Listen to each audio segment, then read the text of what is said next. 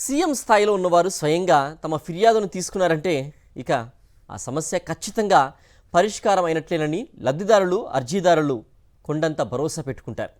మరి అవే బుట్ట దాఖలవుతున్నాయంటే ఇక సామాన్యుల గోడు తీర్చేదెవరు? రాష్ట్ర వ్యాప్తంగా భూ సమస్యలు, టీడీపీ నేతల ఆక్రమణలపై వెల్లువెత్తుతున్న ఫిర్యాదులతో ప్రభుత్వ పెద్దలే ముఖం చాటేస్తే ఇక బాధితులకు న్యాయం చేసేదెవరు? రాష్ట్రంలో భూములకు సంబంధించిన ఫిర్యాదులు కుప్పలు తెప్పలుగా వస్తున్నా పట్టించుకునే నాదురే లేకుండా పోయాడు. ఏపీలో భూ సమస్యలపై వెల్లువలా వస్తున్న ఆర్జీల మీద ఆరా తీయకుండా పరిష్కరించేసినట్లు కూటమి ప్రభుత్వం ప్రకటించుకోవడంపై బాధితులు నివ్వెరపోతున్నారు. తహసీల్దార్, ఆర్డీఓ, కలెక్టరేట్లలో భూములకు సంబంధించి లక్షలాది ఫిర్యాదులు వస్తున్నా ఒక్కటి పరిష్కారానికి నోచుకోవట్లేదు.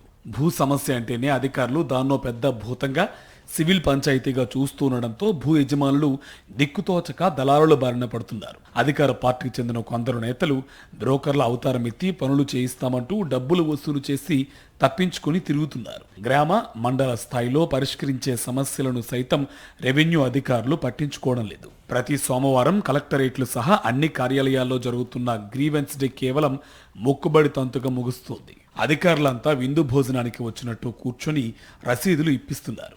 కొద్ది రోజుల తర్వాత సమస్య పరిష్కారం అయిపోయినట్లు బాధితులకు మెసేజ్లు రావడంతో విస్తుపోతున్నారు. వాస్తవానికి సమస్య అలాగే ఉంటుంది. అధికారులు మాత్రం అది ముగిసిపోయినట్లు నివేదిక ఇచ్చేస్తున్నారు. దీంతో బాధితులు ఎప్పటి మాదిరిగానే కార్యాలయాల చుట్టూ తిరుగుతూనే ఉన్నారు. కలెక్టరేట్లు, తహసీల్దార్ కార్యాలయాల చుట్టూ సమస్యలు పరిష్కారం కాని రైతులు, భూ యజమానులు, బాధితులు ప్రదక్షిణలు చేస్తూనే ఉన్నారు.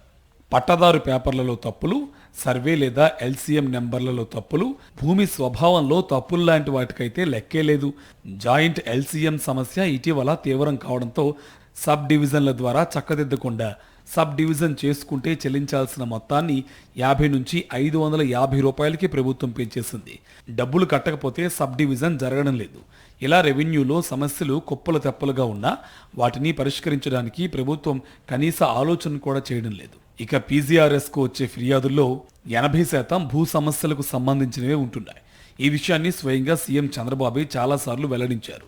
మంగళగిరిలోని టీడీపీ కార్యాలయంలో వారంలో 2-3 రోజులు బాధితుల నుంచి వినత పత్రాలు తీసుకుంటూ ఉండగా అందులో 70 నుంచి 80% భూముల సమస్యలే ఉంటున్నాయి.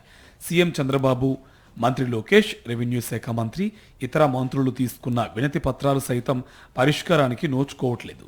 కుప్పలు తెప్పలుగా వస్తున్న ఆర్జీలను చూసి సీఎం వాటిని తీసుకోవడానికి వెనకడుగు వేస్తున్నట్టు సమాచారం.